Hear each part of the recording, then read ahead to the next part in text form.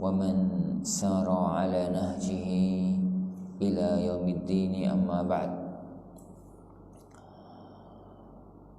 Akhwani, jamaah kaum muslimin, jamaah kaum muslimah yang semoga senantiasa dirahmati, diberkahi oleh Allah Subhanahu wa taala. Alhamdulillah, di waktu yang berbarokah ini, di masjid yang mulia ini, kita kembali bertemu, dipertemukan oleh Allah Subhanahu wa taala di majelis kita, majelis Al-Arba'un Al-Qalbiyah, 40 hadis tentang masalah hati, 40 hadis yang berkaitan dengan masalah bagaimana kita menata hati kita. Karena hati dalam tubuh manusia itu kayak raja, penentu sikap. Bagaimana kita berbuat, bagaimana kita bersikap sangat ditentukan oleh hati. Kata Rasulullah SAW, "Ala inna fil jasadi mudghah, idza salahat salahal jasadu kulluh, wa idza fasadat fasadal jasadu kulluh." Sesungguhnya dalam diri manusia itu ada segumpal daging. Apabila itu baik, semuanya bisa jadi baik. Apabila itu jelek, maka semuanya ikut-ikutan jadi jelek. Ala wahiyal qalb, ketahuilah bahwasanya benda itu adalah al-qalbu, yang biasa kita terjemahkan dengan hati. Maka salah satu di antara unsur yang paling penting bagi seorang muslim, selain mempelajari akidah, selain mempelajari hukum ibadah, selain mempelajari hukum halal dan haram, adalah bagaimana dia itu menata hatinya agar bisa mengendalikan tubuhnya mendekat kepada Allah Subhanahu wa taala. Para jemaah yang dimuliakan Allah Subhanahu wa taala, insyaallah Subhanahu wa taala dalam pertemuan kita kali ini kita akan membaca hadis yang ke-19 dari kitab yang ada di hadapan anak. Beliau mengatakan, an Thauban maula Rasulillah, dari Thauban maula Rasulullah sallallahu alaihi wasallam. Beliau mengatakan, qala Rasulullah sallallahu alaihi wasallam bersabda, yushiku an tada'a alaikumul umamu, hampir saja akan datang masanya, yaitu umat-umat kafir itu akan menyerbu kalian, min kulli ufukin, dari semua penjuru, dari semua sisi. Kama tada'al akalatu ala qas'atiha, sebagaimana orang-orang yang doyan makan itu mereka menyerbu tempat makanan mereka. Qulna ya Rasulullah, kami kemudian bertanya, ya Rasulullah, aw amin qillatin bina yawma idzin, apakah saat itu jumlah kami itu sedikit? Apakah saat itu kami itu adalah minoritas? Qala, beliau bersabda, antum yawma idzin katsir, hari itu kalian bahkan mayoritas. Walakin takununa husa'an ka husa'is sail, tapi kalian itu bagaikan buih di lautan yang terkena ombak. Yantazi'ul mahabata min qulubi aduwikum, telah tercabut rasa takut dalam hati musuh-musuh kalian. Wa yaj'alu fi qulubikum alwahna, dan Allah akan menimpakan dalam hati kalian rasa lemah. Qulna, kami bertanya, wa mal wahnu, yang menyebabkan hati kami lemah tatkala itu apa ya Rasulullah? Qal, beliau mengatakan, hubbud dunya, hubbul hayati, wa karahiyatul maut. Hubbud dunya, cinta dunia dan takut kematian. Rawahu Ahmad wa Abu Dawud wa huwa sahihun li ghairihi. Hadis ini diriwayatkan Imam Ahmad, Abu Dawud, dan hadis ini sahih li ghairihi. Baik. Para jamaah yang dimuliakan Allah Subhanahu wa taala. Hadis ini diriwayatkan oleh Thauban, maula Rasulullah. Apa itu maula? Maula itu bekas budak. Ini bekas budak. Jadi para ikhwah yang dimuliakan Allah Subhanahu wa taala, zaman dahulu di kalangan bangsa Arab dan sekitarnya, bahkan mungkin aturan internasional di zaman dahulu, manusia itu ada dua kasta. Ada orang merdeka, ada orang budak. Yaitu kalau kasta bangsa Arab dan bangsa sekitar Arab.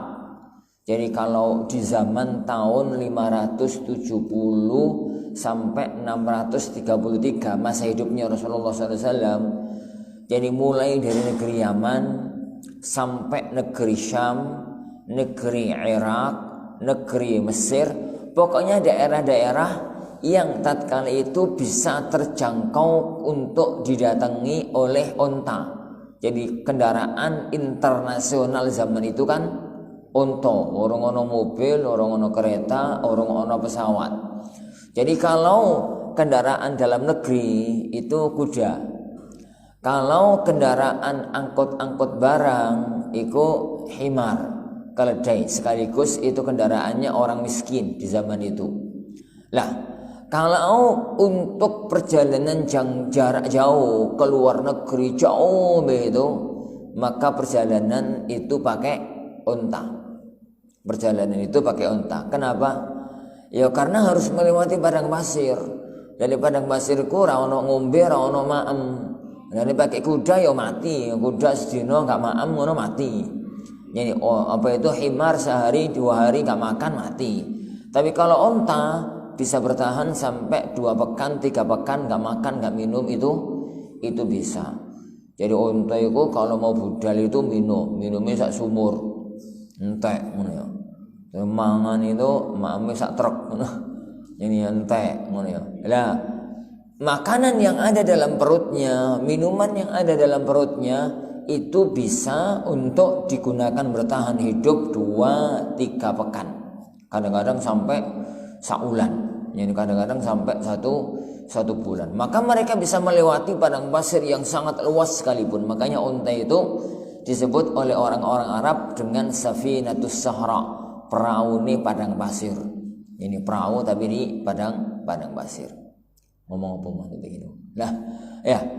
Bangsa internasionalnya Arab zaman itu, Arab kan di tengah nih. Sebelah selatannya Yaman, sebelah baratnya Mesir, sebelah utaranya itu negeri Syam sama negeri Irak, sebelah timur laut lepas, orang negara sebelah timur laut lepas. Zaman itu manusia itu terpecah jadi 2 kasta, ada orang merdeka, ada budak. Orang merdeka itu orang yang memiliki dirinya sendiri, orang yang memiliki dirinya sendiri. Dalam arti orang yang memiliki dia.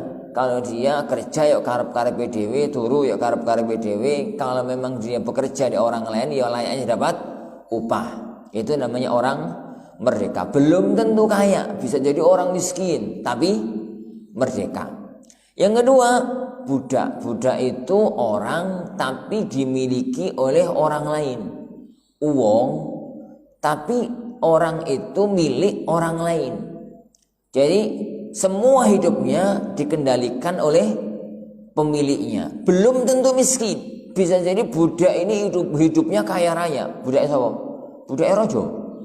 Nah, budak rojo kan kaya raya. Maksudnya itu hidup mewah di dalam istana kerajaan. Tapi dia di bawah kendali milik seorang raja.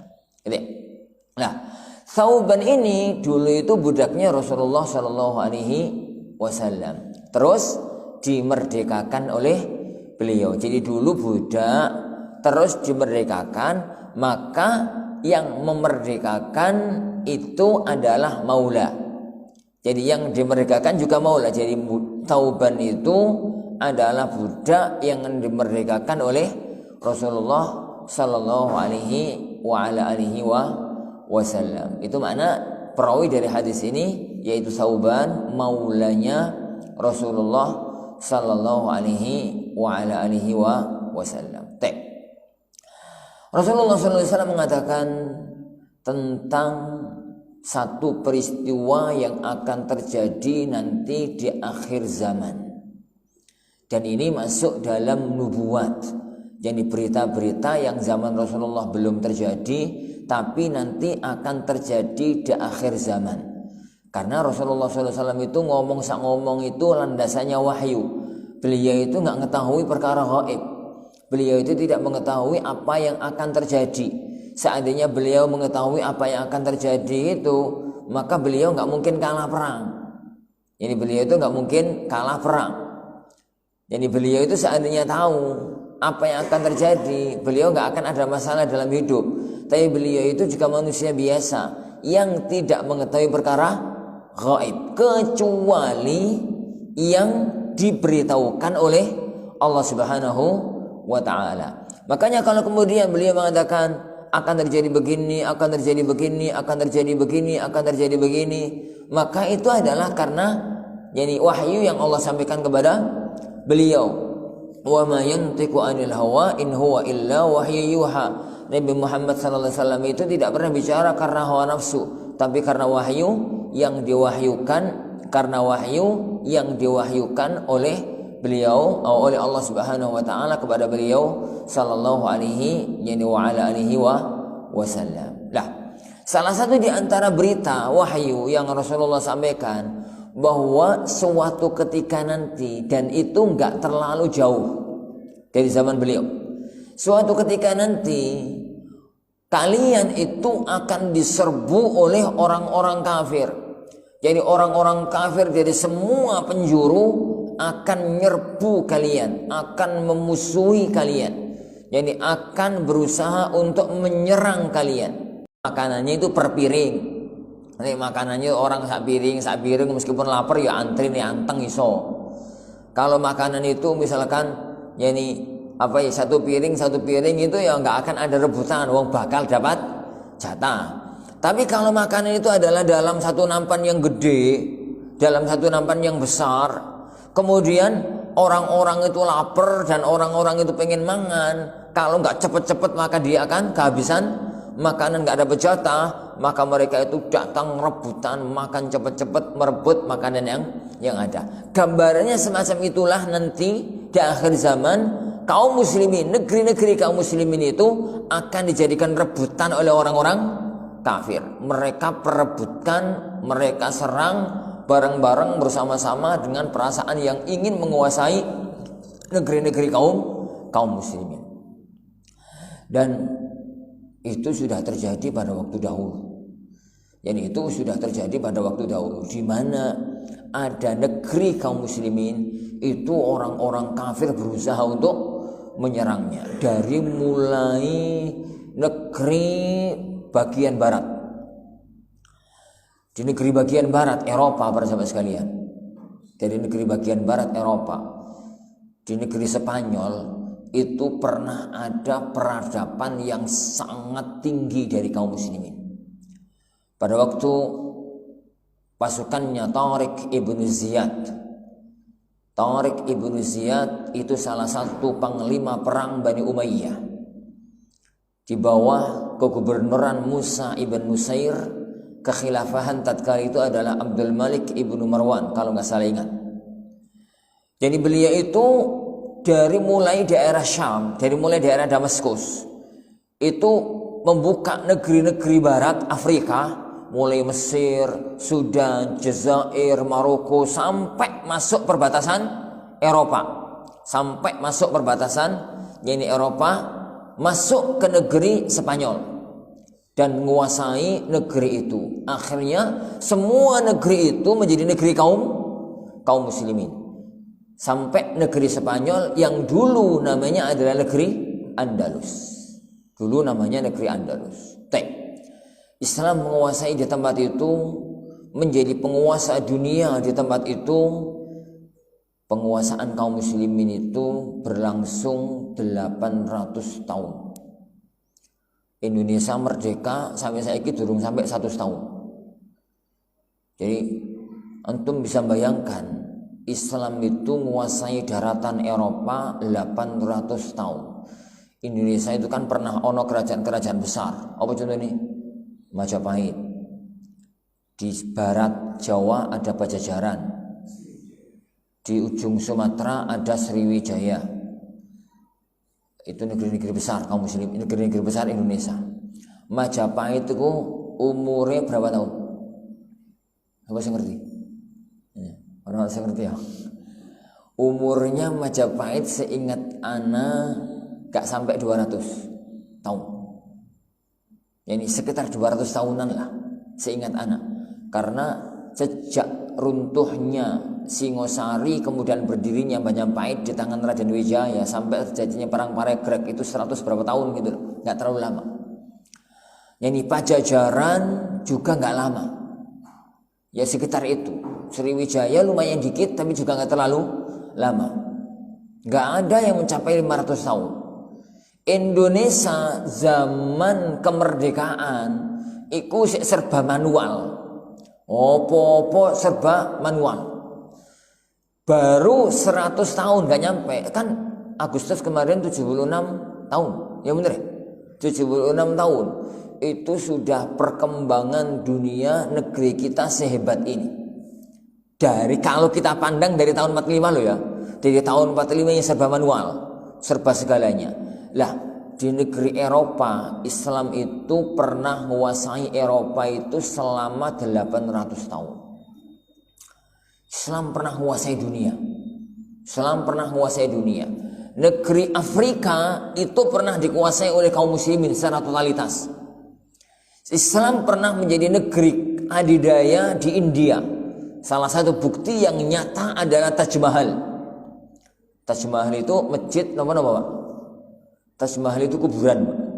Taj Mahal itu kuburan, bukan masjid. Kuburan.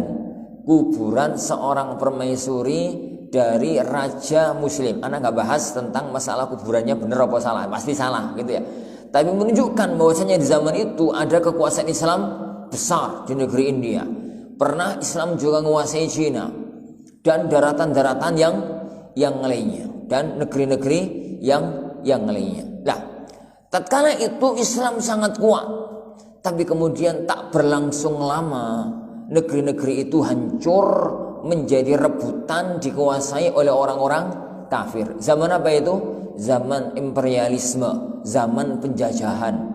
Tidak ada satu negara muslim kecuali di situ dijajah oleh orang-orang kafir. Indonesia pernah dijajah Inggris, pernah dijajah Londo, pernah dijajah ini Jepang, yang paling suwi ya Londo. Negeri misalkan Mesir pernah dikuasai Prancis, Aljazair pernah dikuasai Prancis, kemudian negeri Syam pernah dikuasai Spanyol. Jadi negeri mana, semua negeri-negeri kaum muslimin itu dikuasai, dijadikan rebutan oleh orang-orang kafir. Satu-satunya negeri kaum muslimin yang tidak pernah dijajah oleh orang kafir itu hanya Jaziratul Arab, yang di situ ada Mekah, Madinah. Kenapa? Dole opo. Lah wong menguasai itu kan kepingin menguasai kekayaannya, kepingin menguasai yakni harta bendanya, kepingin menguasai hasil tanaman, hasil buminya. Lah ini Jaziratul Arab di zaman itu sebelum munculnya apa? Sebelum ketemunya sumber minyak, negeri Arab kan negeri gurun. Negeri paling banter tanaman ya kormo. Lah wong Eropa kan gak doyan kormo. Paling banter ya kormo. Komoditas yang paling mahal zaman itu kan sumbernya di negeri Indonesia. Apa itu? Rempah-rempah. Zaman itu, ini kita masih belajar sejarah Indonesia ya. Zaman itu yani komoditas yang paling mahal kelas dunia itu rempah-rempah. Rempah-rempah dulu orang-orang Eropa pada waktu mereka kuat itu ngiranya rempah-rempah itu datang dari negeri India. Didatangi di India kulaan. Sampai India ngerti ternyata gak teko India, teko Ini Indonesia zaman itu jenenge ya durung Indonesia. Teko Indonesia akhirnya mereka merapat dan adalah di negeri kita. Mesir pertaniannya masih bagus. Negeri Aljazair dan yang lainnya pertaniannya masih bagus. Negeri Syam itu masih bagus. Tapi negeri Jaziratul Arab, Mekah, Madinah sekitarnya dole opo. Akhirnya karena nggak ada yang mereka cari, yaitu menjadi salah satu sebab analisis sejarah kenapa tidak pernah ada penjajahan. Ini analisis keimanan. Ya karena nggak mungkin toh Allah membiarkan tanah Haramain dikuasai oleh orang kafir.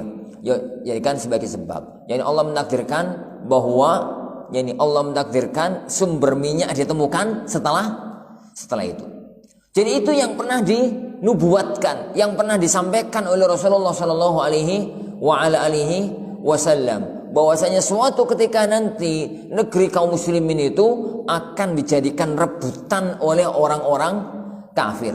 Koyok orang-orang yang geragas makanan itu ngerebut makanan di sebuah tempat yang umum, sebuah nampan besar terhadap makanan tersebut. Persis dengan yang digambarkan oleh Rasulullah Shallallahu Alaihi Wasallam. Tidak ada satupun negeri kaum muslimin kecuali akan dijadikan ajang imperialisme, ajang penjajahan.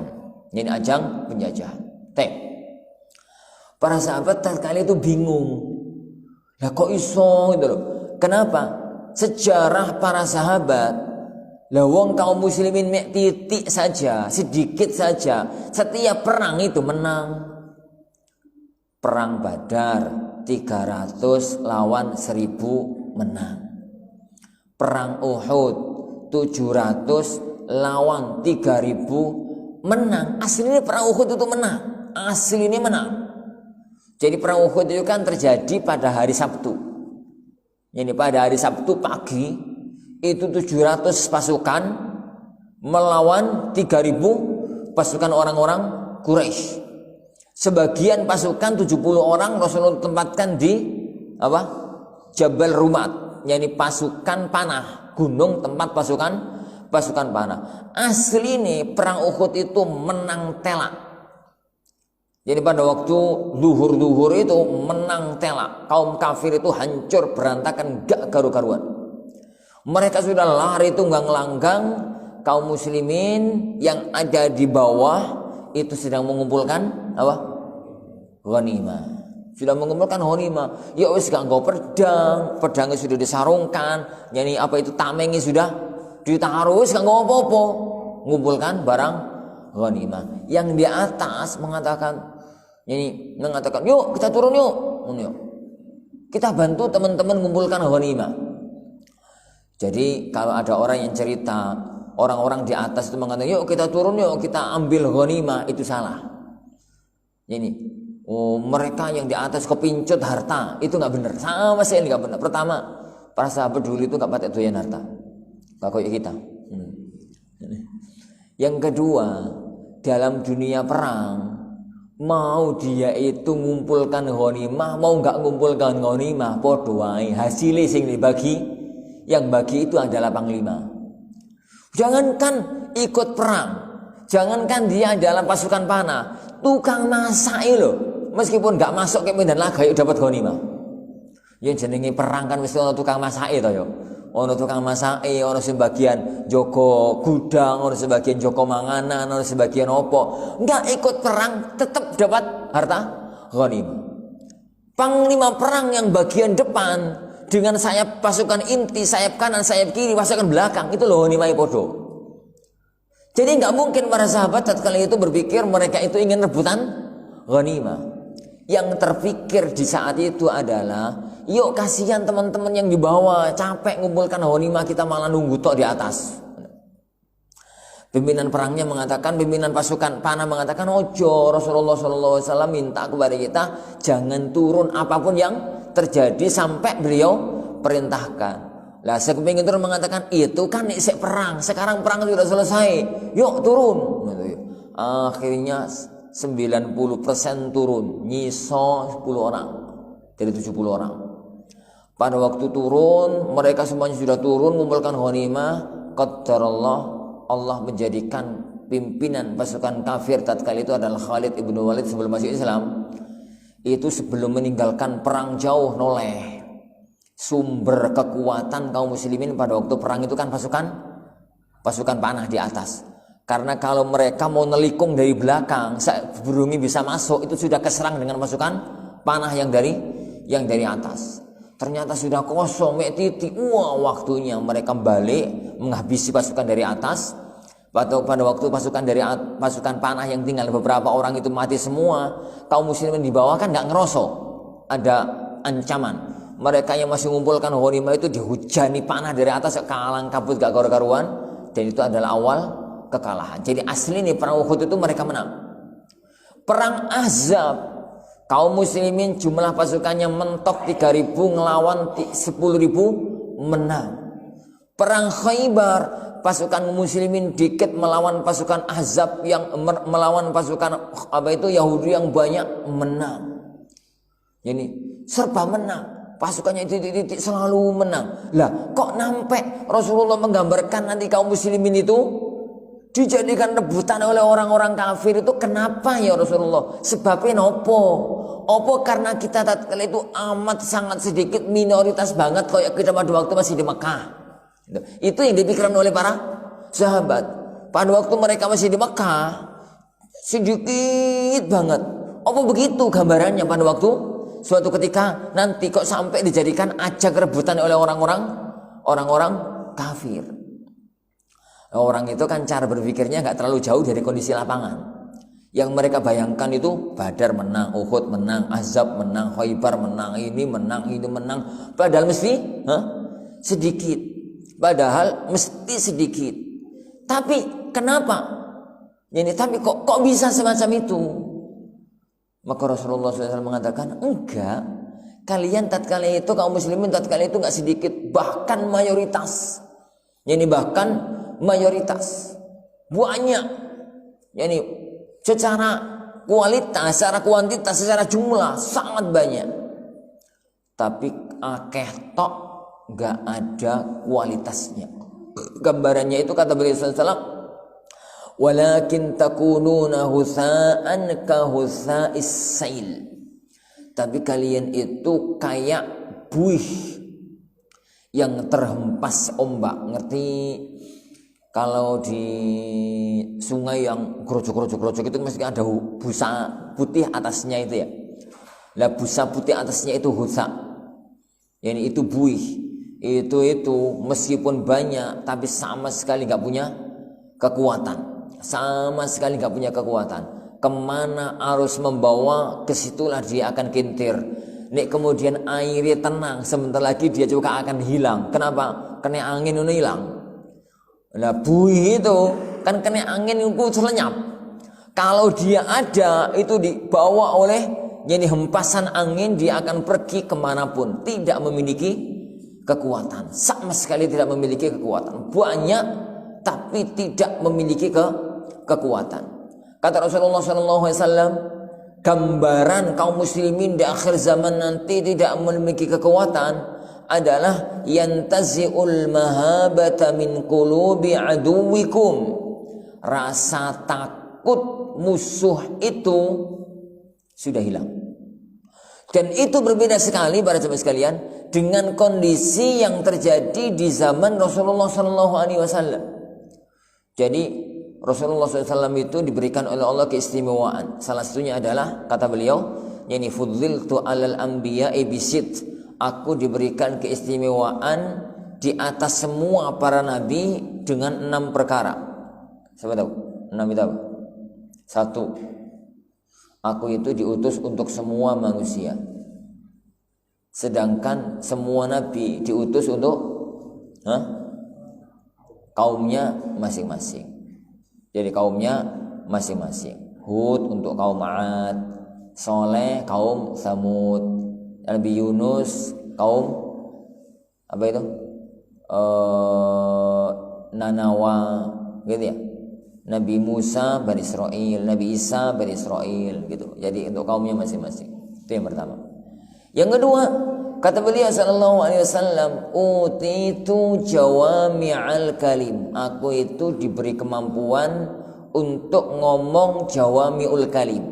Jawami'ul kalim itu ngomongnya pendek, ngomongnya sedikit, tapi maknanya mengandung makna yang amat sangat luas.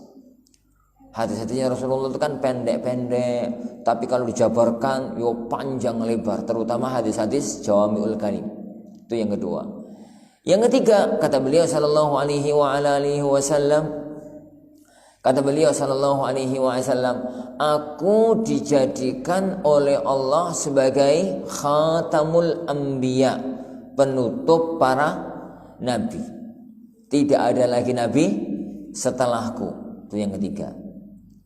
Yang keempat, kata beliau sallallahu alaihi wasallam, wa ju'ilat liyal ardu tahuran wa masjida.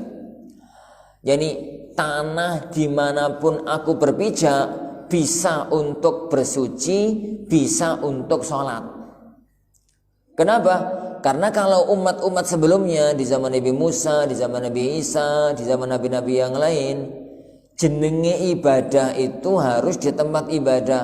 Kalau enggak di tempat ibadah itu enggak boleh. Makanya mereka itu ibadahnya itu mesti di sauma'ah, di tempat-tempat khusus untuk ibadah. Tempat-tempat khusus untuk ibadah. Kalau ibadah di luar tempat itu enggak boleh. Ibadah ritual ya, sholat apa-apa. Sedangkan kaum muslimin sholat dimanapun, mau di terminal, mau di bandara, mau di hutan, mau di sawah, mau di ladang, mau di masjid. Ini. Dan dimanapun ada sholat bisa untuk berwudu. Nemu air ya wudu, nggak nemu air tayamum. Itu keistimewaan yang tidak pernah Allah berikan kepada umat yang sebelumnya. Terakhir kata beliau, kok terakhir nomor 5? Ya 5 ya. Kata beliau sallallahu alaihi wasallam, wa uhillat liyal ghanaim. Uhillat liyal ghanaim. Ghanimah itu dihalalkan untukku, ghanimah perang. Dan itu kekhususan umat ini. Di zaman nabi-nabi sebelumnya, ghanimah itu enggak halal. Jadi kalau selesai perang, semua harta orang kafir yang berhasil mereka rebut itu dikumpulkan jadi satu. Dikumpulkan jadi satu di tengah medan perang. Terus mereka tunggu. Tak berlangsung lama akan datang api dari langit. Api itu datang menyambar barang tersebut, terbakar habis. Apapun isinya. Suatu ketika di zaman Nabi Yusha ibn Nun, jadi pada waktu dikumpulkan harta rampasan perang itu, ditunggu api gak datang-datang. Api ini tuh gak toko-toko, suwi gitu gak datang-datang. Kemudian sang Nabi itu mengatakan, pasti ada di antara kalian yang nyimpen harta ghanimah. Ngaku saja. Ono sing delik nih, mungkin ketok api ono sakui atau apa, sehingga api itu nggak ada datang. Ngono sing ngaku, nggak ada yang ngaku. Akhirnya sama sang Nabi mengatakan, ketua kabilah kesini semua. Dijak salaman satu-satu. Ono sing lengket satu, berarti orang dari kabilahmu. Akhirnya konangan, kemudian diambil, ditaruh di tempat itu, baru turun api menyambar. Yani ghanimah tersebut. Yo barang-barang mahal apapun itu habis ditelan oleh api tersebut. Di zaman Rasulullah SAW, ghanimah itu halal dibagi kepada pasukan kaum muslimin yang ikut perang. Terakhir, yang keenam kata beliau sallallahu alaihi wasallam, wa nusirtu birru'bi masirata syahrin. Aku itu ditolong oleh Allah, dibantu oleh Allah. Nek arepe perang, musuh itu sudah takut duluan, padahal perjalanan ke tempat musuh masih sebulan. Gambarannya bagaimana? Zaman itu para jamaah sekalian, daerah di luar negeri Arab yang mampu dijangkau oleh mereka itu paling jauh perjalanan sebulan atau sebulan lebih dikit. Karena negeri Arab ya, negeri Mekah Madinah, kalau mau ke selatan itu kan ke Yaman. Yaman itu paling ujung. Setelah Yaman, laut. Setelah Yaman kan laut. Mekah ke Yaman itu sebulan. Ke barat, kemana? Ke Mesir. Ke barat ke negeri Mesir sekitarnya itu malah gak terlalu jauh. Ya sebulan lah. Yang paling agak jauh itu kalau ke Irak, ke negeri Syam, ke utara, ke negeri Syam, ke negeri Irak, negeri Romawi, negeri Persia, kisarannya sebulan setengah. Lah, tatkala itu, jadi kalau ada perseteruan antara kaum muslimin di zaman Rasulullah SAW dengan negeri manapun orang-orang kafir, perang itu mungkin masih akan terjadi sebulan lagi. Tapi orang-orang kafir itu sudah keduluan sudah takut duluan. Dan dalam dunia perang, ini apa itu, salah satu pasukan itu wis takut duluan, itu tanda akan kalah. Tanda akan kalah, sudah takut, sudah takut duluan. Nah, tanda bahwasanya dia itu akan kalah. Itu yang terjadi di zaman Rasulullah SAW. Tapi nanti di akhir zaman, kata beliau SAW, kaum muslimin itu sama sekali tidak dinilai. Tidak ada rasa takut orang-orang kafir kepada kaum muslimin, sama sekali tidak. Dan itu baru terjadi di zaman sekarang. Belum pernah dalam sejarah Islam kaum muslimin tidak ditakuti oleh orang-orang kafir seperti zaman sekarang. Seperti ini zaman sekarang ini. Pada waktu zaman Khulafaur Rasyidin, pada waktu zaman setelahnya, di zaman-zaman setelahnya, kaum muslimin itu adalah orang yang ditakuti oleh dunia internasional. Oleh dunia internasional. Di zaman-zaman itu, peristiwa runtuhnya Persia, peristiwa runtuhnya Romawi, peristiwa runtuhnya negeri-negeri besar, yang lainnya adalah menunjukkan peristiwa tersebut. Tidak mungkin Anda ceritakan karena ini bukan pelajaran sejarah. Tapi yang penting, baru di zaman belakangan inilah kaum muslimin benar-benar terpuruk. Tidak ada kekuatan sama sekali terhadap yang di hadapan orang-orang kafir. Sama sekali tidak memiliki kekuatan di hadapan orang-orang kafir. Kalau pada zaman dahulu, Islam itu adalah negeri kekuatan yang menguasai dunia. Dan itu memang sudah pernah digariskan oleh Rasulullah SAW. Sudah dijadikan oleh Allah sebagai sunnatullah, pasti akan terjadi. Tapi nasibnya kita hidup di zaman sekarang. Kata Rasulullah SAW, sebagaimana pernah Anda ceritakan sama antum dulu, bahwasanya sejak zaman Rasulullah SAW sampai akhir zaman nanti, Islam itu kaum muslimin itu akan mengalami 5 masa. Masa yang pertama, kayaknya pernah Anda sampaikan ini, zaman kenabian. Zaman kenabian ini berhenti dengan wafatnya Rasulullah SAW. Setelah itu akan muncul zaman pemerintahan yang kayak zaman kenabian, khilafah rasyidah, khulafaur rasyidin. Ini berlangsung 30 tahun. Kata Rasulullah SAW, al-khilafatu ba'di 30 sana. Pemerintahan kekhalifahan setelahku itu berlangsung 30 tahun. Berarti tahun berapa?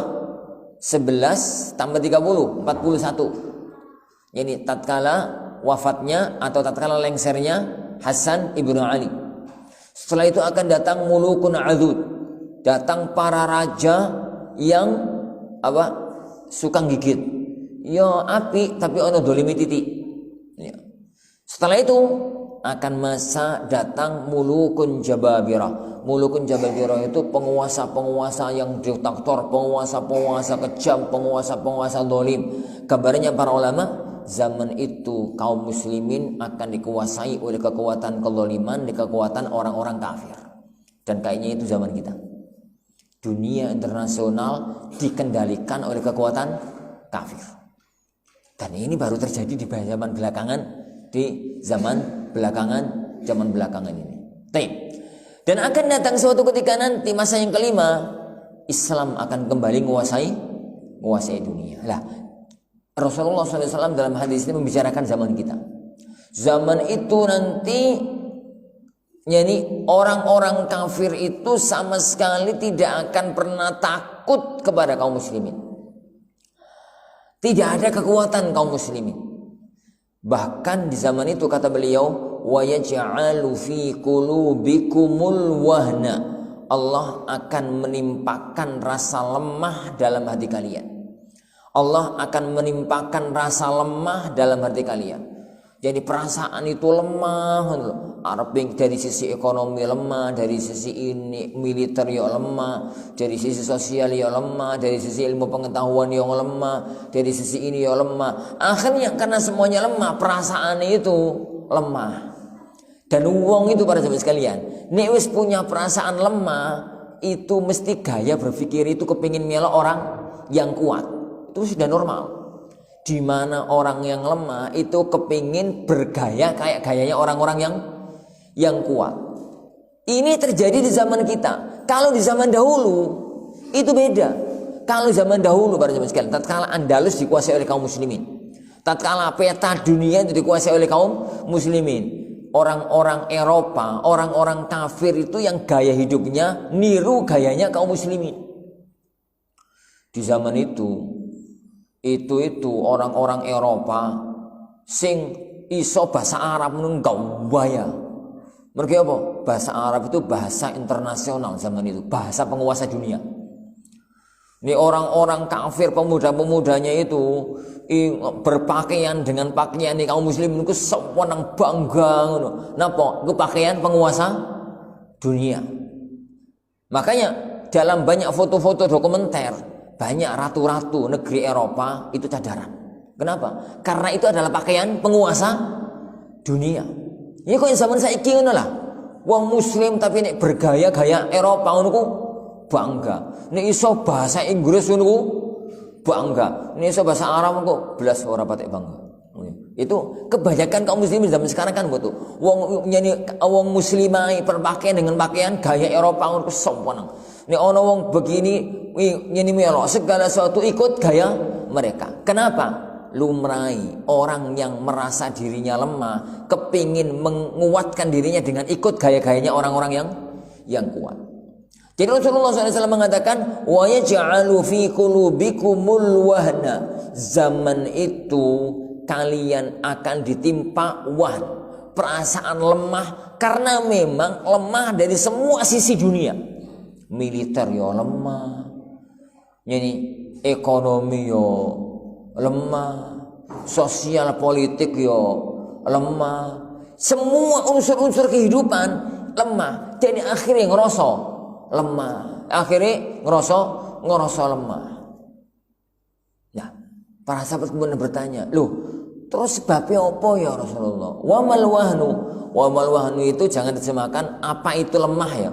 Ini wahan itu bahasa Arab ya lemah. Semua orang juga ngerti kalau wahan itu lemah. Al-Quran mengatakan yani tentang wanita yang hamil wahnan ala wahnin, lemah di atas kelemahan. Jadi tatkala para sahabat bertanya wamal wahnu ya Rasulullah, yang menjadikan kita lemah itu apa ya Rasulullah tatkala itu? Maka beliau mengatakan hubbud dunya wa karahiyatul maut. Yang menjadikan kalian itu lemah adalah cinta dunia dan takut mati. Nah, dan ini yang ingin kita bahas. Jadi cinta dunia dan takut mati. Para ikhwah yang dimuliakan Allah Subhanahu wa taala. Seorang muslim itu sejati itu gaya berpikirnya adalah hidup di dunia, menganggap dunia ini adalah jembatan, dolek bekal untuk menyiapkan kehidupan akhirat yang abadi. Untuk sampai ke kampung halaman sejati di surganya Allah Subhanahu wa taala. Lah, gaya berpikir semacam ini, dunia ini tempat untuk cari bekal, tempat untuk nyimpen pahala, tempat untuk nyari amal soleh, untuk bisa dijadikan bekal apa? Untuk meraih kehidupan hakiki nanti di alam akhirat. Lah, karena memang semacam itu, maka cinta dunia itu nggak ada. Urip dunia itu sing penting iso urip, mangan ya pokoknya ono sego, ono terasi, ono lombok cukup. Ini, yo ono pitik barang ya nggak apa-apa. Tapi ini ono lombok, ono ini itu wis gak ngersulo. Pokoknya bisa hidup. Yang penting bisa amal soleh, yang penting bisa ini, yang penting bisa berbuat kebajikan. Lah, terus orang itu yang dunianya itu adalah kayak begitu. Ada panggilan jihad fisabilillah itu sempurna. Kenapa?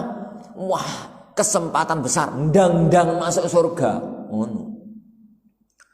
Makanya orang pada zaman dahulu berangkat jihad, mulai ke urip, mari jihad kok bisa urip, sedih, napa gak mati, nangis malahan, mau kepingin mati kok. Cita-cita hidup itu kan kepingin dan cepat mati, dan cepat mendapatkan surganya Allah Subhanahu Wa Taala. Lah nggak bunuh diri, bunuh diri masa malah bunuh rokok, bunuh diri malah masuk neraka. Makanya bagaimana caranya? Jadi bagaimana caranya? Khalid ibn Walid, sang medan perang, sang panglima perang, nyeni singa padang pasir itu, pada waktu beliau sakit di atas amben, nangis. Ditanya oleh orang-orang yang jenguk, "Napa Mas?" Nangis. Lah bagaimana? Tidak ada satu perang pun kecuali aku ikuti. Dan aku selama perang itu mesti jadi garda depan. Panglima, masuk dari buri. Zaman itu lah panglima saya itu zaman belakang. Zaman dulu panglima di depan. Ini zaman sekarang kan panglima itu dari belakang, mengendalikan. Jadi mengendalikan pasukan dari kamar malahan, dari ruang yang aman. Kalau zaman dulu panglima itu ya paling depan. Panglima perang itu paling depan zaman dahulu. Ya. Nah, kemudian beliau membukakan bajunya, baju bagian depan dibukakan, bajunya itu dilepas. Ya. Jadi bagian depan tubuhnya itu ada sekitar 70-80 bekas luka. Ya, bekas tombak, bekas panah, bekas pedang. Dan diperlihatkan punggungnya itu selamat, gak ada satupun goresan pedang. Menunjukkan bahwasanya Khalid itu gak pernah mundur dari perang, gak pernah lari terus dikejar orang terluka bagian belakang, itu gak pernah. Tapi ternyata aku harus mati di tempat ini. Maksudnya gak mati di medan perang. Kata para ulama, ya wajarilah Khalid itu gak mati di medan perang. Kenapa? Karena beliau itu kan Saifullah, pedangi Allah. Masuk pedangi Allah kok kalah di medan perang, gak pantas. Ini pedangi Allah ya jangan sampai kalah di medan perang. Makanya beliau takdirkan oleh Allah mati tidak di medan perang. Yani gaya semacam itu. Yani gaya yang semacam itu. Rasa cinta dunia, takut mati, itulah yang menjadikan kaum muslimin lemah. Dan orang itu, yani dunia itu dibuat sewajarnya. Kemudian ini kejar adalah akhirat. Itu yang menjadikan kaum muslimin itu kuat. Itu yang menjadikan kaum muslimin itu ya akhwan kuat. Cobalah kita renungi masalah ini.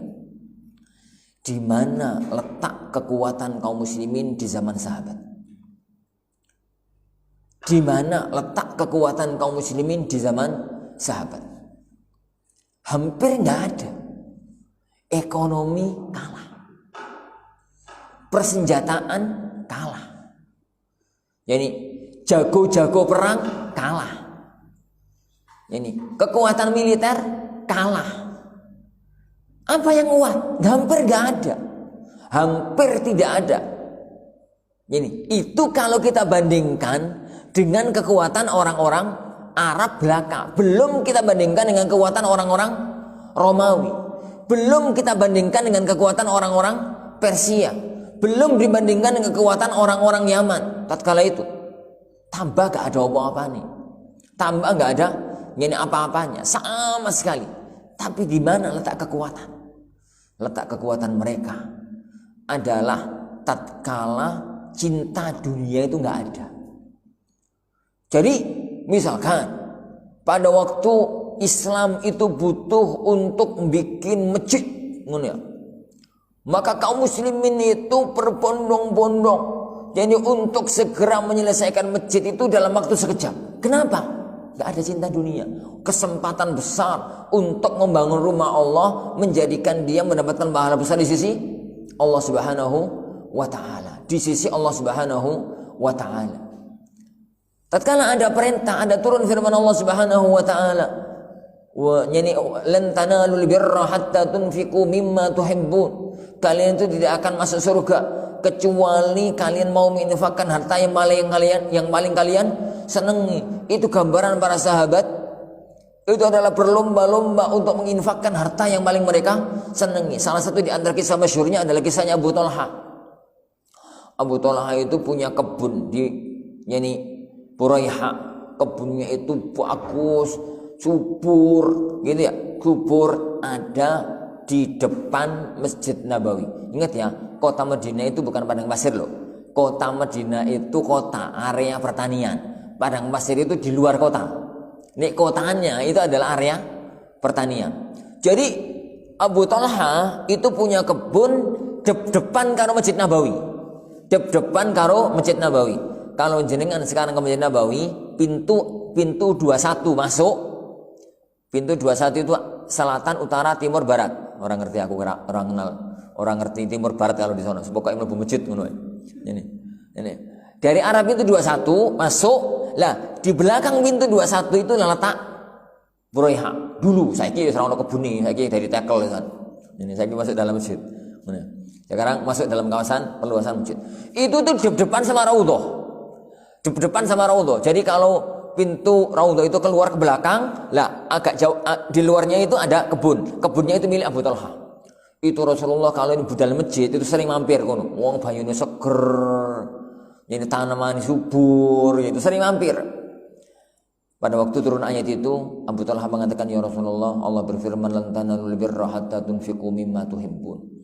Allah itu tidak akan memasukkan orang ke dalam surga sampai ingin bahkan harta yang paling dia senangi. Ya Rasulullah, harta yang paling aku senangi itu Buraiha. Ya Rasulullah, saya infakkan sekarang di jalan Allah Subhanahu wa Ta'ala. Orang mampu melakukan itu ya kawan. Kenapa? Ya karena nggak ada cinta dunia. Karena tidak ada cinta dunia. Ini Abu Dahdah.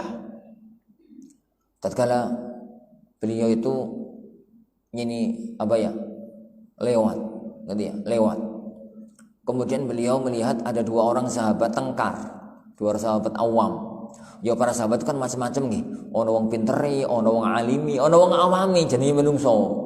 Lah, ada dua orang sahabat awam, ada dua orang awamnya para sahabat itu gegeran. Jadi gegeran tentang urusan sawah. Jenenge menungso ya ono wae kok gitu. Ini sawah gitu ya. Ini sawah milik A. Di sini itu sawah milik B. Lah, di pojok sini masih di tanahnya milik si A, itu ada pohon. Pohon itu menjulang ganggu apa? Tanah sebelah. Ganggu tanah sebelah. Terganggulah tanah sebelah itu. Bahasa hadis itu enggak terlalu jelas apa makna ganggu. Tapi yang jelas pokoknya ganggu tanah sebelah. Sama orang yang B ini mengatakan, Mas, sampean potong pohon ini sampean. Yang sampean potong pohon ini sampean. Tanahku gak subur itu loh. Tanahku gak subur. Yani pohon-pohonku di tanahku dhewe kok ngono, enggak gelem. Akhirnya singkat cerita enggak mau. Lah qadarullah tatkala gegeran itu Rasulullah sallallahu alaihi wasallam itu datang. Ya pas Rasulullah jalan gitu loh, terus ketemu mereka. Yani Abu Dahdah lihat dua orang sedang gegeran itu kemudian datang Rasulullah sallallahu alaihi wasallam. Rasulullah mengatakan, ada apa toh kok gegeran? Ngeten loh ya Rasulullah, ini loh beliau itu punya tanahnya si A ini ada pohonnya di sini lah. Pohonnya ini meskipun di tanahnya dia tapi ganggu tanahku. Orang yang tadi kan tahu toh kalau ada pohon besar itu di sebelah timur, itu mesti tanah sebelah baratnya itu gak subur. Kenapa? Kurang kena sinar matahari. Ini kurang kena sinar matahari. Dia itu kena sinar matahari ba'da zuhur. Ya wis malah enggak subur. Malah enggak subur. Intinya Rasulullah SAW mengatakan, Mas, tolong Mas sampean potong. Ben enggak ganggu tonggo. Enggak ya Rasulullah. Ono wong jenis ngono ya ono wae zaman Rasulullah ya ono. Enggak ya Rasulullah. Nek ngono Mas B sampean punya uang toh. Tolong beliin dulu nanti kamu potong. Yani, nggih ya Rasulullah, wis tak tukune wae. Si A mengatakan, enggak ya Rasulullah, mboten ya Rasulullah. Ono lho jenis kaya ngono ku. Pokoke enggak ngono ya. Sampai saiki ya ono, di Al-Furqan barang ya ono. Pokoke kan kepengin ya enggak, enggak mikir wong liya, pokoke enggak ngono. Diutek kaya apa gak ngenekno. Jadi itu di zaman Rasulullah ada orang jenis enggak ya Rasulullah, enggak tak dol. Enggak tak dol. Rasulullah SAW bingung piye iki. Ngono. Ini piye semacam ini. Rasulullah kalau bertindak kasar khawatirnya malah jadi masalah. Akhirnya Rasulullah SAW mengatakan, ya wis mas, gini. Pohon kamu itu serahkan kepadaku. Serahkan kepadaku. Berikan kepadaku. Dan aku janjikan kamu mendapatkan pohon yang sama semacam ini dengan buah yang lebat di surga nanti. Di surga nanti. Rasulullah kan iso ngomong ngono, aku kan ra iso. Ini, berikan pohonmu kepadaku. Maksudnya kalau sudah berikan kepadaku tak potong, kan sudah jadi milikku. Berikan pohon itu kepadaku, aku janjikan kamu akan mendapatkan pohon yang sama di surga nanti dengan buahnya yang lebat. Dengan buahnya yang lebat. Ya kok duren ngono nanti kamu dapat punya pohon duren di surga. Masa duwe pohon duren surga kamu mlebu surga. Ini punya pohon tok. Ini dia malah sahabat tadi ya kawan. Orang ini awamnya sahabat loh ya. Awami sahabat dan wong itu kadang-kadang kan gengsi. Ono sing wong itu gengsian. Kadang enggak yo. Ya enggak. Dia tetap mengatakan, "Boten ya Rasulullah." Masya Allah. Ya ono wong jenis ngono ku ya ono. Boten ya Rasulullah. Rasulullah bingung iki pindah apano wong iki. Tatkala itu Abu Dahdah mengatakan, "Ya Rasulullah, janji jenengan akan mendapatkan pohon berbuah lebat di surga itu untuk dia tok atau untuk semua?" Untuk semua. Untuk semua. Maka Abu Dahdah mengatakan, "Mas, kamu tahu kebun yang ada di tempat sana itu?" Iya tahu kebun yang bagus, yang luas, yang subur itu tahu. Iya, itu milik saya. Serahkan pohon itu kepadaku. Sebagai gantinya kamu tak serahkan, tak berikan kebunku itu. Ini tak berikan, ini kebunku itu. Oh iya nih ngono aku gelem. Ngono aku gelem ngono. Akhirnya pohon itu jadi miliknya Abu Dahdah. Lah, kebun Abu Dahdah jadi milik ini orang tersebut. Akhirnya dia ngomong sama si B, "Mas, tebangan. Pohon itu pohonku sekarang tebangan." Gitu ya. Maka Rasulullah SAW mengatakan, "Saya sekarang melihat yakni ada sebuah pohon besar, rindang, berbuah lebat milik Abu Dahdah sudah Allah tumbuhkan dan siapkan di surga." Sudah Allah tumbuhkan, sudah Allah siapkan di surga. Itu Rasulullah ngomong di hadapan Abu Dahdah. Ya Rasulullah SAW ngomong di hadapan Abu Dahdah. Kemudian Abu Dahdah pulang. Jadi Abu Dahdah pulang sampai ke kebunnya. Di dalam kebunnya itu ada istri dan anak-anaknya. Ada istri dan anak-anaknya. Bingung ngomong ibu bojone piye? Wong bukan karo bojone.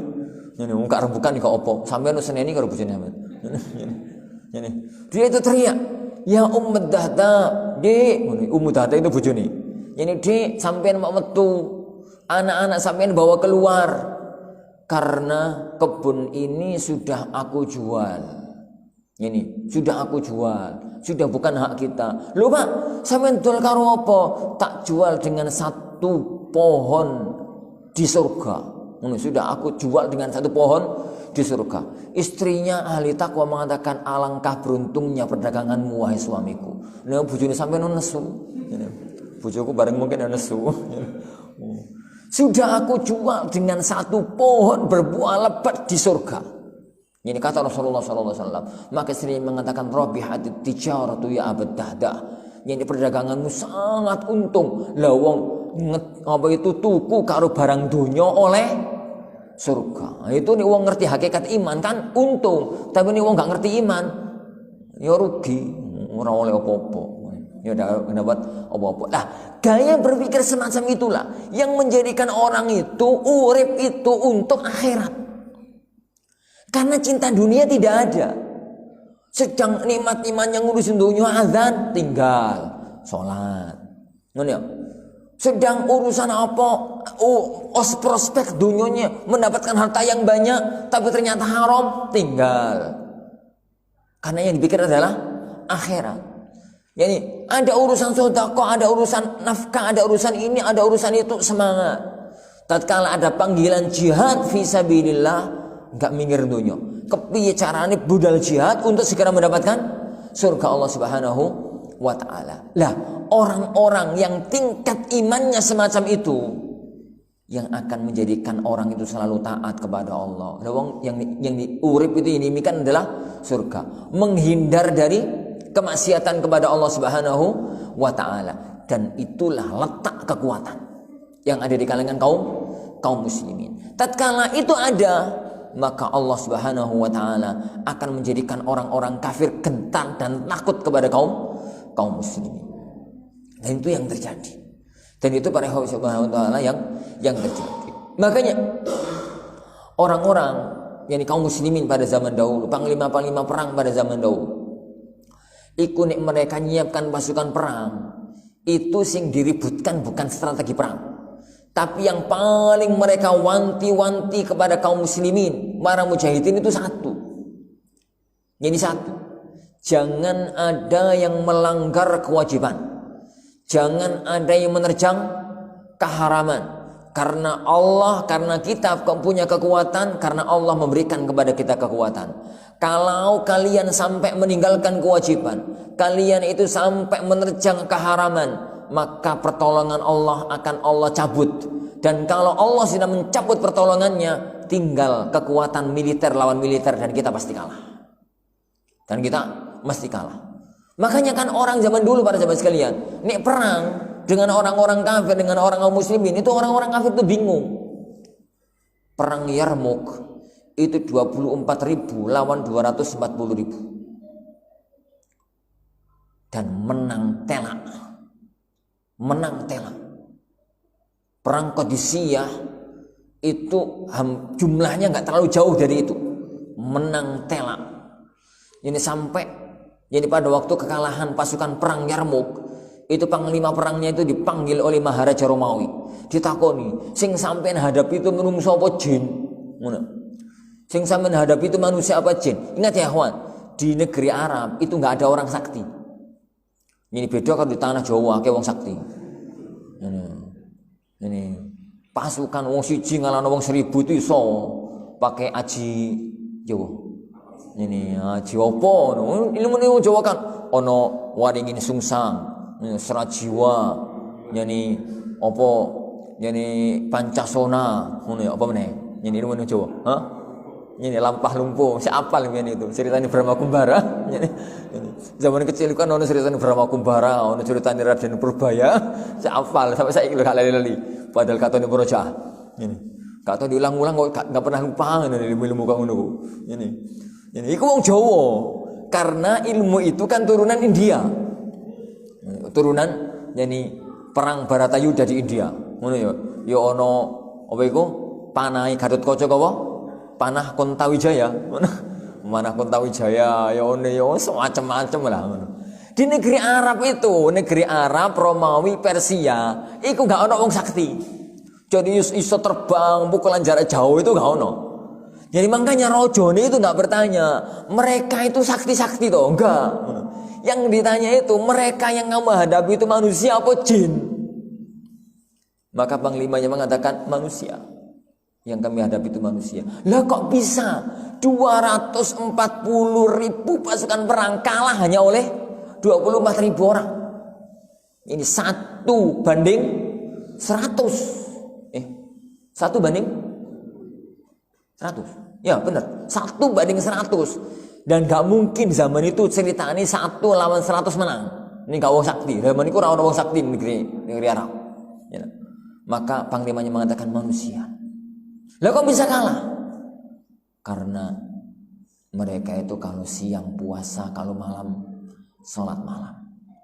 Kata Imam Zahabi rahimahullah ta'ala dalam Tarikhul Islam, beliau mengatakan yang disampaikan oleh panglima itu benar, padahal dia kafir.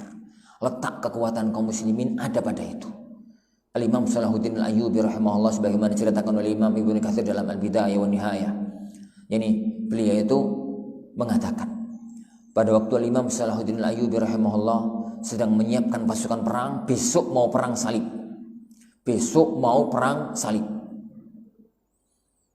Itu beliau jam-jam 3 itu keliling pasukan perang. Beliau melihat sebagian pasukan perangnya itu ada yang kemahnya sudah nyala, maksudnya sudah bangun, berarti sedang sholat malam. Ada yang masih tertidur, maka beliau menunjuk kepada panglima, kepada pasukan-pasukan yang sudah bangun malam untuk sholat malam. Dia mengatakan minha huna ya'tin nasr, dari kemah-kemah inilah akan datang kemenangan. Lalu beliau menunjuk kepada orang-orang yang sak tidur habis subuh sak turu padahal sesuk mau perang. Maka dia mengatakan minha huna ta'til hazimah, dari kemah-kemah inilah besok akan datang kekalahan. Jadi ini kalau kalah gara-gara pasukan-pasukan semacam itu gaya berpikir orang-orang pada zaman dahulu. Jadi bahasa iman itu jauh dikedepankan dibandingkan dengan bahasa yang lainnya. Oleh karena itu azanillahu wa iyyakum, kalau Islam mau kembali pada kekuatannya, maka intinya bukan di ekonomi, intinya bukan di militer, intinya bukan di sosial politik. Inti yang paling inti adalah kembali kepada konsep dasar keislaman, menghadapi urusan dunia, urusan akhirat. Apa itu? Firman Allah Subhanahu wa taala, "Wabtaghi fima ataqallahu ad-darul akhirah wa la tansa nasibaka minad dunya." Cari dengan semua anugerah yang Allah berikan kepadamu, cari kampung akhirat. Punya kekuatan, punya kesehatan, punya fisik, punya harta, punya ini, cari akhirat. Tapi jangan lupakan dunia. Jangan lupakan dunia. Kenapa? Yuk jadi ngeri dunia, butuh mangan, butuh ngombe, butuh istirahat, butuh oma. Ya nggak mungkin enggak. Maka konsep yang banyak dikembangkan oleh sebagian kalangan, menyeimbangkan dunia akhirat. Itu pertama dari sisi konsep salah. Yang kedua prakteknya ya tambah salah. Coba perhatikan ya, orang-orang yang ngomongnya itu menyeimbangkan dunia akhirat, menyeimbangkan dunia dan akhirat. Prakteknya itu seimbang apa menang dunia nih? Tatkala ada diskusi pada sebagian orang yang ngomel, konsep yang benar itu seimbang dunia akhirat. Seimbang dunia akhirat itu piye to, Mas? Yuk seimbang. Coba saiki aku takon. Yani sehari itu 24 jam toh. Iya, sampai untuk akhirat berapa jam?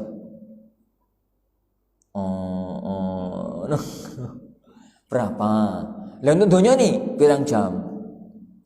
Untuk dunia nih 8 jam. 8 jam itu kan kantor. Lah ceperane ini yang buka toko, yang buka ini, buka itu pirang jam? 10 jam, 12 jam dunia. Akhirati, ayo sampean akhirati pirang jam? Anggaplah jamaah, orang sampean ora tau jamaah ngono. Ini salat zuhur 2 menit ngono. 5 menit ya. Salat asar 5 menit. 5 setengah jam. Terus ngajine pirang jam sampean sedina? Salempir 10 menit ngono ya. 10 menit.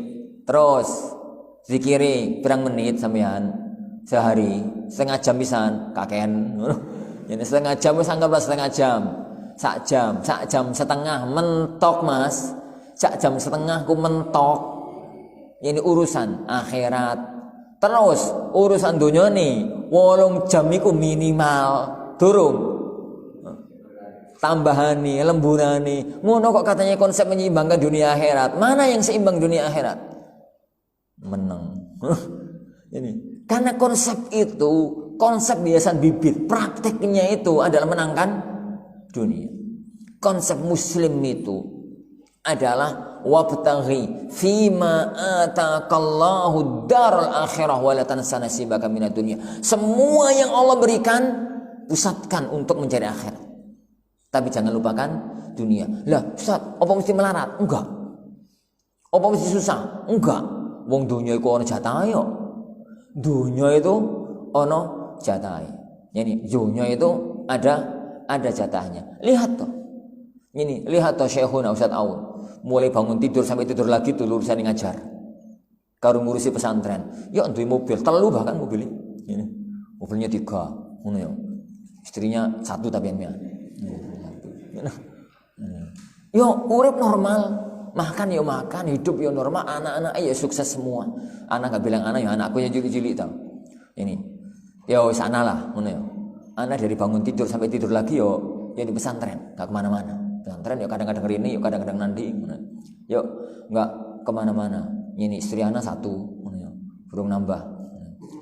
Ini anak-anak 9. Ini dalam waktu dekat insya Allah nambah 1 lagi. Ini sebenarnya anak tadi kemarin itu mau berangkat atau enggak, karena seharusnya tanggal 8 kemarin istri anak lahiran, tapi sampai sekarang belum lahir. Ini pada waktu pamitan tadi, nanti kalau Kroso mau lahiran, piye telepon aja, anak tak langsung pulang, kasih taklim. Ini telepon aja. Lalu lahiran usah ngurus taklim, lucu. Ini ya lucu, tapi sampai sekarang belum ada telepon, berarti enggak lahiran. Ini enggak lahiran. Alakulin, ini alakun, tapi alhamdulillah juga urusan dunia kan ada jatahi.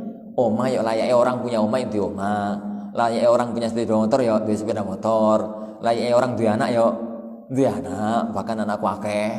Sampai sini karo wong tuwa ojo nambah neh ngono. Ini ojo nambah neh. Dan macam-macam. Dunia ini ada jatahnya. Dunia ini ada jatahnya. Adapun yang aktivitas yang lain tetap aktivitas yang apa adanya itu. Enggak perlu dirubah. Sing dagang tetap dagang, sing tani tetap tani, sing karyawan tetap karyawan. Yang dirubah itu mindset hidup. Yang dirubah itu cuma mindset hidup dan amal hidup. Mindset itu yang pertama untuk akhirat, obsesi akhirat. Kerja mateng, semangat, gitu ya. Waktu sholat tinggalkan. Meskipun pelanggani banyak, berkurang rezeki tidak, wallah. Ada satu pemilik toko di Sedayu. Toko itu toko paling besar, toko bangunan paling besar sak Sedayu dan paling laris. Paling laris. Pernah tanya kan, Ustaz, pripun Ustaz nggih?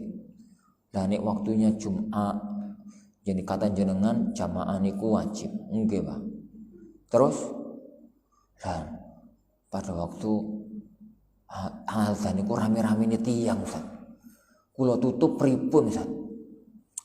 Tutup aja, Pak. Tutup aja.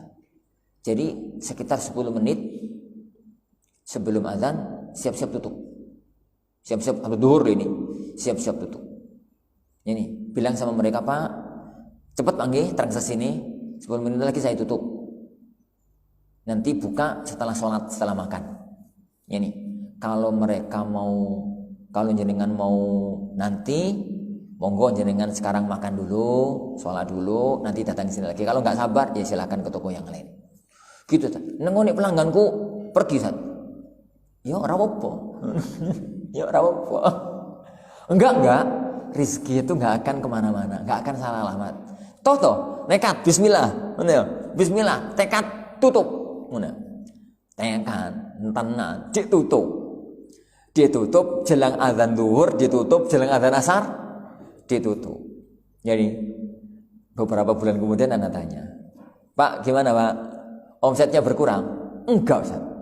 Jadi terus kok malah lebih ya, Ustaz, ya, daripada biasanya? Kok malah lebih? Itulah konsep rezeki. Itulah konsep rezeki. Rezeki itu enggak aturan teori ekonomi. Rezeki itu aturan jatah. Kerja iku ibadah, rezeki itu jatah. Kerja itu ibadah, rezeki itu jatah. Terus gimana kok sampai secara aturan, secara teori ekonomi kok sampai ekonominya gak berkurang, itu gimana? Orang-orang pelanggan, Ustaz, setelah mereka tahu kalau tokoku jam 11 lebih tutup, mereka itu kalau sudah jelang 11 itu gak pernah ke toko. Jadi pada waktu menjelang duhur itu mesti sepi gitu. Akhirnya gak tutup. Dan mereka roto-roto nunggu setelah duhur. Karuan jam 9, jam 10 mereka datang atau sekalian pada duhur. Ini begitulah dunia. Ini begitulah dunia. Nah, para jemaah. Jadi yang pikir itu pertama mindset hidup. Jadi bahwasanya orang itu kalau mencari akhirat, dunia itu katut. Orang itu nandur padi, tumbuh padi sekaligus rumput. Tapi ini uang itu tumbuh apa itu nandur rumput, enggak pernah ono ceritane nandur padi kecuali padi ajaib. Ini nandur rumput tentu padi ini kan padi ajaib. Tapi orang itu nek naruh ditambah itu, naruh udang, naruh bandeng, mesti muncul wader. Ngono to? Ngerti wader ikan cilik-cilik ngono. Tapi coba sampean naruh wader tambah, muncul bandeng. Ya bandeng ajaib ngono. Ya bandeng ajaib. Itulah akhirat dan dunia. Dunia itu mesti ikut. Itu mindset dan itu harus diyakini. Kadang ini masalah uang itu kan nggak yakin aja. Yang kedua amal. Amal itu apa? Jadi aktivitas dunia itu pakai patokan akhirat. Ini tuh Allah ridho apa enggak, halal apa enggak, haram apa enggak, haram tinggal. Mangan kau ingin iki haram apa enggak, haram tinggal meskipun enak. Kerja ini haram apa enggak, haram tinggal meskipun menjanjikan. Dengan itu aktivitas dunia kita normal, tapi obsesi hidup adalah akhirat. Dan yang kita tuju adalah akhiratnya Allah Subhanahu wa taala. Wallahu alam. Insyaallah subhanahu wa taala ini yang kita pelajari, mudah-mudahan ada barakah dan manfaatnya. Insyaallah subhanahu wa taala kita lanjutkan pada waktu yang akan datang pada hadis-hadis yang berikutnya insyaallah. Sebelum anda tutup, ada yang disampaikan? Barakallahu fikum. Oke, Pak. Jadi digambarkan bahwa orang yang tidak cinta dunia begitu dipanggil untuk sholat segera melaksanakan.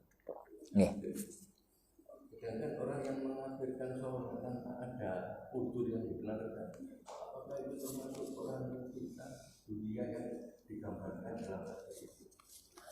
Jadi yang kedua, keluar dari tema. Mencari jodoh. Kebetulan yang dicarikan itu ada penyakit, mungkin penyakit berat atau penyakit ringan, misalnya ada paru, ada infeksi, ada epilepsi. Apa itu perlu diterangkan? Kalau tidak diterangkan nanti ikut susah. Pak, pertama, jadi apakah orang yang menunda-nunda sholat? Orang menunda sholat itu ada dua kemungkinan, Pak. Kemungkinan yang pertama karena ngejar dunia. Kalau itu ya berarti dia itu hubud dunia. Dan ini rata-rata wong. Rata-rata wong. Jadi anak itu istri anak dari daerah Blitar. Anak pertama kali nikah itu bingung. Lah wong azan jam 3 kok orang asar. Lah kok gono sing azan sak kampung, apa di kene itu daerah salat itu belum gak koyo ning Gresik, tapi Blitar sang Gresik kok adoh men ngono ya. Ini azan itu jam 4:30, jam 5 gitu. Anak kemudian tanya sama Mas Ipar, azan ini jam berapa Mas? Jam 4:30. Loh, jam 4:30 azan asar.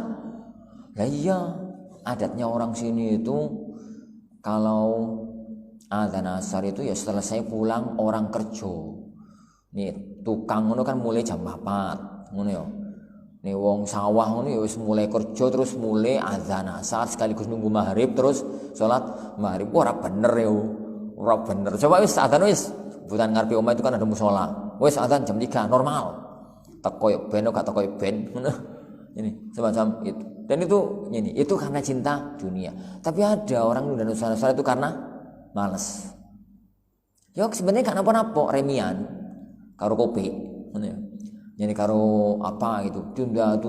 Cinta dunia bukan, karena malas. Jadi karena malas. Jadi sangat dilihat yang dia meninggalkan atau nunda salat itu karena apa? Kalau nunda salat itu adalah karena udzur syar'i, ya boleh, enggak ada masalah. Nunda salat karena ada udzur syar'i maka boleh. Jadi enggak ada masalah ini sama sekali. Dan itu kajiannya di kajian fikih. Yang kedua, masalah cari jodoh. Yang cari jodoh. Jadi aibnya orang itu ya ikhwan, itu mirip-mirip dengan aibnya barang. Ini aibnya orang itu mirip-mirip dengan aibnya barang. Ada dua jenis. Ada aib yang lumrah mesti ono dan gak dianggap aib. Lumrah wong ya ono sing ini ya ono sing itu gitu ya. Yang kedua, aib yang berat. Aib yang berat. Yang itu kalau nggak tahu itu akan membuat orang kecewa. Jadi itu akan membuat orang kecewa. Kayak wong tuku semongko, yo kadang-kadang rodok kurang menicitin kan wajar to. Jenenge wae semongko. Dia tuku jeruk sak kilo, ono sing jilur rodok kecut yo wajar. Ono 1-2 yang agak mati gitu loh, yo wajar. Aib semacam itu nggak akan jadi masalah. Nggak akan jadi masalah. Lah, aib dalam masalah perjodohan pun semacam itu. Ya ini uang itu ya ono ya pernah kegores luka, bekas luka titik, ya wajar lah jenenge urip. Yani ya ada panu, ya ini, ya itu tuh wajar, hidupnya wajar manusia. Siapa tahu orang yang nggak cacat hidupnya. Tapi ada cacat-cacat yang besar. Cacat-cacat yang besar itu disebutkan dalam kitab-kitab fikih. Kalau perempuan ya, kalau laki-laki dan perempuan itu 3. Dalam kitab-kitab fikih pernikahan, cacat besar itu ada 3. Yang pertama junun, edan, gendeng, yang gila. Yang kedua itu juzam. Juzam itu penyakit lepra yang nemen itu loh. Yang ketiga itu penyakit baros. Penyakit baros itu tahu penyakit kulit yang penyakit sopak gitu ya. Orang nama penyakit kulit yang ketutup pakaian itu bisa, tapi dibuka itu arepe wong itu arepe marak itu pedih, takut gitu. Jadi penyakit-penyakit itu. Nah, khusus untuk perempuan ada 2 penyakit lagi yang aib, yaitu kata para ulama al-qarna warotqa. Qarna dan rotqa itu farjinya itu ketutup, nggak bisa dikumpuli. Ini laki-laki tambah 2, yakni al-majbub wal innin. Jadi innin itu impoten, majbub itu zakari kepotong. Ya ampun, apa kok kepotong? Jadi aib jenis itu atau yang semisalnya itu aib berat harus disampaikan. Suatu hari Rasulullah SAW menikah dengan wanita dari kabilah, lupa kabilahnya siapa, lupa. Lah, dilamar oleh Rasulullah SAW, kemudian nikah. Setelah nikah, hadis ini dari Bukhari. Setelah nikah, maka kemudian Rasulullah SAW malam pertama itu, yakni beliau membuka pakaian istrinya. Beliau melihat fikash. Kash itu daerah sini nih, lempeng. Ini ada penyakit sopaknya. Jadi penyakit sopak itu apa toh? Penyakit baros itu. Pernah lihat ada orang putih tapi putihnya putih welek yang menakutkan, belang-belangi welek. Penyakit belang. Lah itu kan penyakit yang di kalangan orang Arab itu jijik. Mendekat itu jijik. Maka beliau mengatakan sallallahu alaihi wasallam, ini Mbak kembali, pakaianmu pakai kembali. Dipakai, kemudian dia ngomong sama, dikembalikan kepada orang tuanya. Lalu Rasulullah mengatakan laqad dallastum alayya, kalian telah menipuku. Jadi nikah ternyata penyakit epilepsi, penyakit edan, penyakit gendeng, ya, gila, gak ngomong. Ada temen di Gresik, itu Ustaz, gimana Ustaz nggih? Lah kenapa tuh baru nikah gitu kok sedih? Lah itu Ustaz, ternyata istri saya gila Ustaz. Ya. Loh kok bisa? Dia udah ngomong sama mertua. Anak marah-marahin Ustaz mertua Ustaz. Lah katanya mereka memang bener maaf nak ya, istri kamu itu memang gila. Tapi kata orang-orang kalau nikah itu waras, sembuh. Lah karena kamu ngelamar, kamu orang jauh ya nggak saya kasih tahu. Katanya orang-orang itu kalau anak saya nikah itu sembuh. Orang sini nggak ada yang mau nikahi karena mereka tahu kalau gila. Lah ternyata kok enggak apa itu ya minta maaf. Ya gimana Ustaz? Ya nek kuat ya sabar, gak kuat ya ceraikan aja. Akhirnya cerai. Itu nggak boleh, harus ngomong. Jadi harus ngomong. Aib jenis itu harus ngomong. Kenapa? Karena itu aib. Karena itu adalah aib yang berkaitan dengan kelangsungan hidup rumah tangga. Adapun kalau aib ringan, ya jenenge menungso ya ono cerewete, ya ono pendiami, ya ono yang menungso lah normalnya. Menemunya manusia yang semacam itu nggak usah diceritakan. Kenapa? Aib-aib yang normal. Adapun kalau aib-aib yang berat itu wajib untuk diomongkan. Ustaz kalau gitu nanti kan nggak ono jodoh nih. Yakin ono jodoh nih. Wong jodoh itu kalau sudah datang itu apapun diterjang kok. Apapun diterjang. Taib, apakah yang dimaksud dengan zikir pagi petang itu adalah al-ma'thurat? Yang beredar luas di masyarakat adalah zikir-zikir yang disusun oleh Hasan al-Banna. Bagaimana menurut Ustaz tentang Hasan al-Banna? Apakah zikir yang disusun beliau sudah sesuai sunnah? Zikir pagi petang itu ya zikir pagi petang. Zikir pagi petang itu zikir pagi petang. Jadi azkarus sabah wal masa yang dibaca pada waktu pagi. Pagi itu dari mulai terbit fajar sampai sebelum terbit matahari. Itu pagi. Itu pagi. Nek ba'da terbit matahari itu jenenge duha. Itu jenenge duha. Petang itu waktu petang itu ba'da asar sampai sebelum maghrib. Sampai sebelum maghrib. Karena kalau sudah datang bilang maghrib itu malam. Kecuali nek kelalen terlalu lupa pagi nggak dibaca, silahkan dibaca pada waktu duha. Kalau asar belum dibaca, silahkan dibaca pada waktu maghrib, gitu ya. Itu namanya zikir pagi petang. Zikir pagi petang. Zikir pagi petang itu banyak para ulama yang nulis. Banyak para ulama yang nulis. Yang paling bagus adalah zikir pagi petang yang ditulis oleh Syekh Al-Qahtani, penulis Hisnul Muslim. Penulis Hisnul Al-Muslim. Ustaz Yazid juga memiliki buku zikir pagi petang, dan banyak asatidz yang memiliki buku zikir pagi petang. Tapi insya Allah semua buku zikir pagi petang itu nggak ada yang beda. Yo itu dalilnya sama, yo itu. Ini bukan berarti ustaz dengan ustaz yang lain saling jiplak. Yo bukan, memang dalilnya podo ada apa. Ini bahas salat 5 waktu ya bahasa di situ ada apa. Jadi iku antum jiplak karo buku kula piye mau dalile iku, dalile podo. Arep piye? Jadi memang dalilnya semacam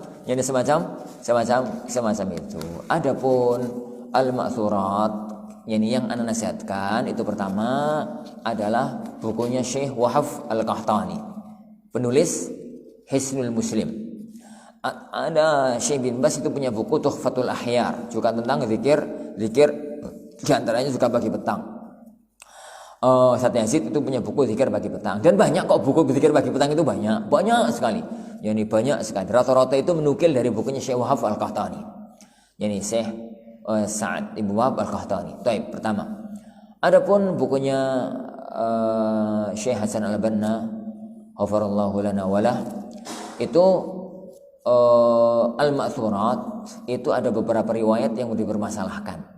Itu ada beberapa secara umum sama, secara umum. Karena dalilnya podo ada apa?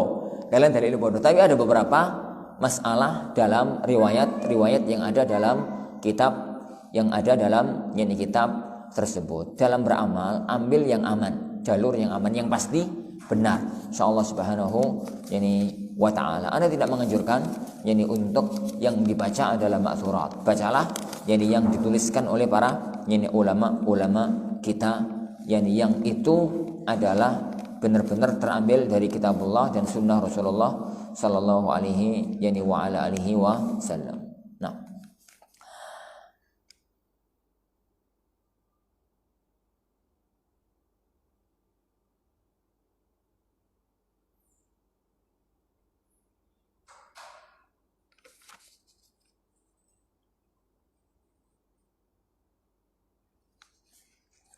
pertanyaan yang kedua tentang kope sama supi. Kope dan sopi, pay. Ini panjang kali ini. Ini fikih muamalah, ya. Agak panjang. Kapan-kapan kalau ada waktu insyaallah subhanahu wa taala kita bahas. Sekarang udah jam 6. Kita tutup dulu majelis kita. Insyaallah kita bahas pada waktu yang akan datang insyaallah subhanahu wa taala. Kita akhiri majelis kita. Subhanakallahumma wa bihamdika asyhadu an la ilaha illa anta astaghfiruka wa atubu ilaik. Sallallahu wasallam wa baraka bi Muhammad. Assalamualaikum warahmatullahi wabarakatuh.